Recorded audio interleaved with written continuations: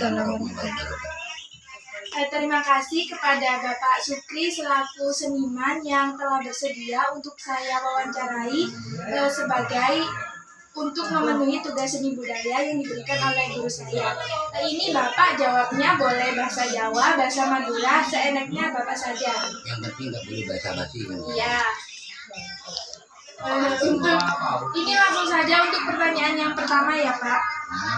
Kalau boleh tahu, tadi kan saya sudah tahu nama Bapak. Mungkin Bapak mempunyai nama panjang atau gimana, boleh perkenalkan diri Bapak terlebih dahulu. Kalau nama asli itu Sukri, kalau saya di panggung nama saya Sukri. Kalau panjangannya ambil lawa Al-Bata, lalu kita betul panggung Sukriyati Samsulati anak Badoli Al-Bata. Kalau nama panggung. Ya. Untuk umur sendiri, Saya kelahiran 67. 67. Berarti 33 tambah 24. 57 Pak. Iya. Iya.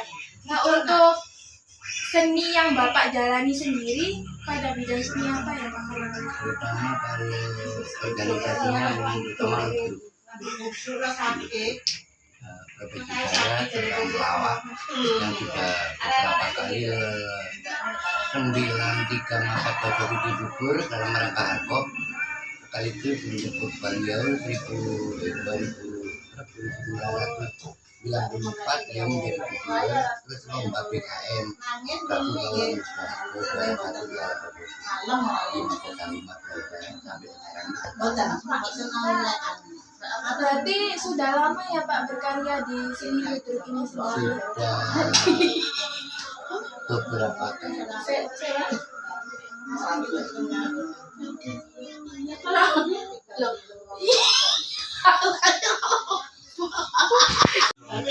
Kalau boleh tahu dulu bagaimana Bapak menjadi seniman ludruk ini sendiri? Awalnya lomba BKM Prabu Kawalan Muda 94 Piala Basuki di Makodam 5 Brawijaya untuk kemudian ditenggangi gedungnya Durasi Matus itu ya karena saya sudah punya nama yang jelas di luar sana banyak seni jadi rebutan pada waktu itu.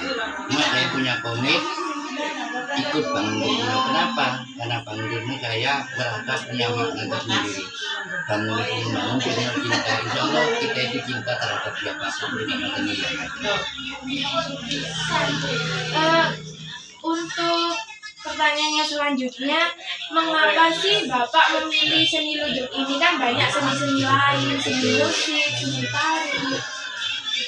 Menurut saya itu merupakan memanfaatkan potensi yang ada di Kalimantan. Kebetulan ludruk itu kalau tidak salah sudah puluhan tahun, sudah 3 turunan masih bertahan.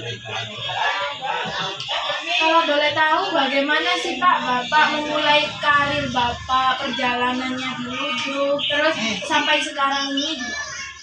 Kalau mulai dulu awalnya saya tukang suling di Samro 2 tahun, di Bunir, habis itu orkes 2 tahun, habis itu saya belajar ngitung di gamelan.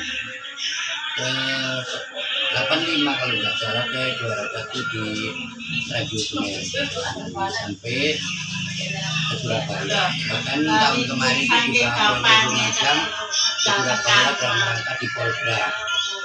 Temanya 2024 pemilu damai Jawa Timur Berarti Bapak masih eksis di seni-seni ludruk ini sampai sekarang ya Pak? belum tentu kalau ada yang blok ya kalau nggak ada ya berai. Tapi kan untuk masa aktif sampai sekarang ini kan Pak? Masih tanggal 30 ke Malang sambil Armada. Untuk pertanyaan yang selanjutnya, apakah seni yang ditekuni Bapak ini menjadi acara yang bersifat hiburan di masyarakat? Yang jelas ini nanti kita mau manggung salah satu bisa itu masih perlombaan. Saya pun juga silaturahmi kepada kepala desa apa yang perlu disampaikan nanti dititipkan lewat awaan. Jadi kita melawak itu tidak menyimpang dari juga terutama ya humor. Kalau nggak humor penonton pulang. Nah, untuk menjadi komedi seperti Bapak, orang komedi itu kan tentunya banyak tantangan-tantangan yang dilalui, terutama masih butuh perizinan untuk tema yang akan ditampilkan. Itu selama bertahun-tahun Bapak berkarya di bidang ini, apa sih tantangan yang paling berat Bapak lalui? Kalau tantangannya itu masyarakat Jawa dan Madura, sehingga kita itu harus bisa bahasa Madura, harus bisa bahasa Jawa, sehingga penonton tanggap. Kalau daerah Jawa kita melawak Madura mau tidak mau penonton kan tidak sambung. Terus lihat masyarakatnya apa daerah agamis, apa daerah apa, jadi kita harus menyesuaikan dengan penonton. Nah, untuk pertanyaan yang selanjutnya nih Pak, kan Bapak memilih seni ludruk dibandingkan seni-seni lain karena memanfaatkan potensi yang ada pada diri Bapak. Nah, ketika Bapak telah menjalankan seni tersebut, apa yang Bapak rasakan ketika wah, saya sudah menjalankan potensi yang ada dalam diri saya? Ya memang sering ada pesan dari Dinas Pariwisata dan Budaya. Untuk sementara ini kami sebagai sesepuh cuma membuat materi hitungan, banyak kader-kader kami juga generasi muda. Saya bilang sama teman-teman kalau ingin jadi pelawak seni apapun yang penting tidak nyimpan dari norma agama. Jangan sampai pelawak mencari uang. Jadi kalau bisa uang itu mencari pelawak, berarti kita itu manggung itu sudah ada nilai.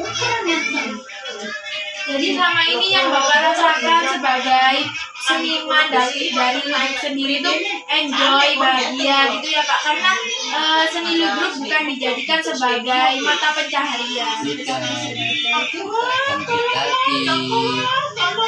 yang seni yang lain saya juga menghargai, artinya seperti kuda kecak dan lain sebagainya. Kalau orang bilang itu kan ludruk seni atas, ya kan? Kuda kecak bahwa saya tidak harus gimana ya, kita harus membesarkannya kecil tapi tidak harus mengecilkannya. Untuk pertanyaan selanjutnya, apakah acara ludruk ini ditampilkan di acara-acara tertentu seperti kayak acara sunatan gitu, apakah boleh, terus seperti nikahan gitu? Iya, yang jelas gitu. Kadang suruhan itu ya pergi desa, ya tergantung lah yang Berarti acaranya fleksibel gitu ya Pak, nggak ada aturan khusus yang mengikat terkait seni tersebut. kalau hari bersejarah ya ceritanya ya mesti ya bersejarah. Terus untuk pertanyaan yang selanjutnya, sekarang kan kita berada di era modernisasi teknologi yang berkembang semakin pesat. Nah, untuk perkembangan seni ludruk ini terutama di daerah Lumajang, itu bagaimana? Untuk sementara Lumajang memang enggak seberapa jalan. Kalau daerah Malang itu masih tetap kurang tahu deh. Bahkan di sana itu ludruk di Malang itu sampai harganya 55 untuk armada. 55 juta. Armada. Kalau Lumajang itu masih 20. Itu aja yang punya aja dicarikan dukun tapi gagal. Kalau di Malang sampai 55 saya sering bingung. Untuk pertanyaan yang selanjutnya, saya sebagai generasi muda tentunya dengan adanya perkembangan zaman seperti sekarang kurang mengulik tentang sejarah-sejarah terutama seni, kecuali seni-seni yang diajarkan di sekolah yang memang menjadi mata pelajaran muatan lokal. Nah, untuk pertanyaan penutup ini, apa harapan yang diharapkan oleh Bapak Sukri terkait perkembangan seni ludruk ini, terutama untuk generasi muda seperti saya? Terutama mudah-mudahan anak-anak yang masih di sekolah nanti di situ bisa digabung antara pemain senior digabung dengan anak-anak sekolah. Jadi yang temanya yang isinya membangun suatu misal contoh dijauhkan dari narkoba, sabu-sabu dan lain sebagainya yang isinya mendidik. Dengan lambat laun nanti anak-anak sekolah itu akan tahu oh ini sebetulnya ludruk bukan acak-acakan, tapi kalau memang materinya itu bagus insya Allah akan lebih berkembang biak. Anak sekolah malah semakin suka ludruk. Ya mudah-mudahan ke depan pemerintah Kabupaten Lumajang siapapun nanti ke depan bisa tetap mengangkat seni yang ada di Lumajang. Nah, ini untuk pertanyaan yang terakhir lagi Pak. Ludruk itu kan kayak penampilan live, menampilkan kayak percakapan-percakapan di atas panggung itu kan Pak. Apakah sama dengan teater? Ludruk ini. Beda. Kalau teater kan memang skenario-nya seperti itu kan seperti itu. Iya. Kalau ludruk itu suatu misal contoh lawaan, garis besarnya ini, nanti humornya di tengah jalan kita cari sendiri-sendiri. Yang penting poinnya. Berarti spontan di atas panggung itu ya Pak. Berarti benar-benar fresh seperti komika-komika gitu. Iya. Ya. Kalau lawak di gladi ya nanti nggak tertawa penontonnya. Nggak ada lawak gladi. Ya sudah, seperti itu saja wawancara dari saya. Terima kasih atas waktu yang diluangkan oleh Bapak Sukri untuk membantu melengkapi tugas akhir saya. Terima kasih. Di